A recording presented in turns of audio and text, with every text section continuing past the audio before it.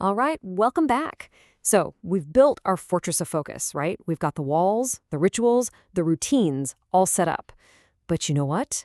That was the easy part. Now comes the real test, the most critical phase of the 180 code, the grind. And this quote right here, it just nails the shift in our battle.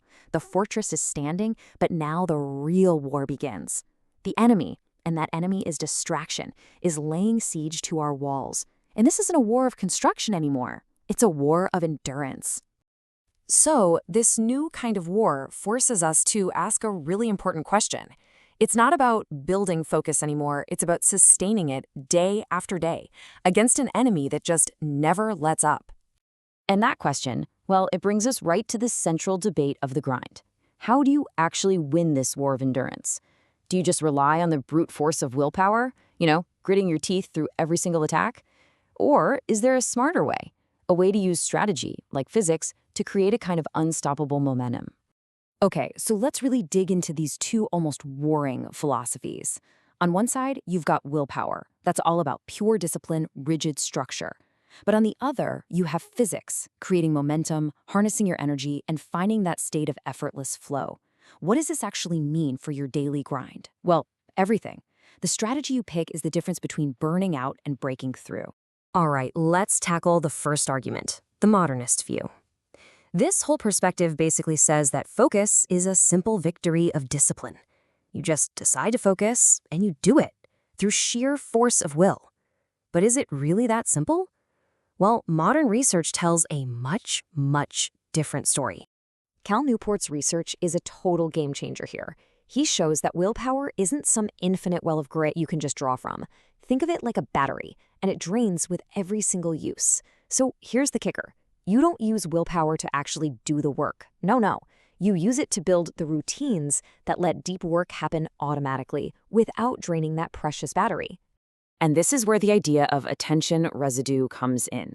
And man, it perfectly explains why raw willpower just doesn't work.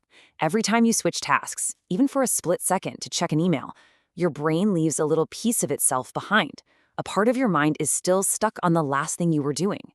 Trying to constantly refocus with willpower is like trying to sprint with ankle weights on. It's just an inefficient losing battle from the start. So, if brute force willpower is basically a trap, what's the alternative? Well, that brings us to the strategist's view. And this perspective asks a completely different question. What if the goal isn't to fight for focus, but to create the conditions where focus becomes this unstoppable force of nature? More than 2,000 years ago, the legendary general Sun Tzu gave us this incredible image. He wasn't talking about fighting harder. He was talking about creating energy, or what we'd call momentum. The whole goal is to make your work feel less like pushing a giant rock uphill and more like a round stone just effortlessly rolling down a mountain. Okay, so here's where it gets really interesting. The answer isn't willpower or physics. It's actually both. The ultimate strategy is using a small, disciplined burst of willpower at just the right moment to generate massive momentum for the next day. See, Sun Tzu taught us a timeless lesson in strategy. It's not just about knowing when to attack. It's about knowing when to not attack. You preserve your strength. You don't charge at the enemy when they're at their peak. You wait for the right moment.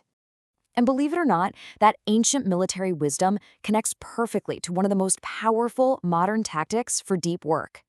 Cal Newport's idea of the shutdown ritual. This isn't just about quitting for the day.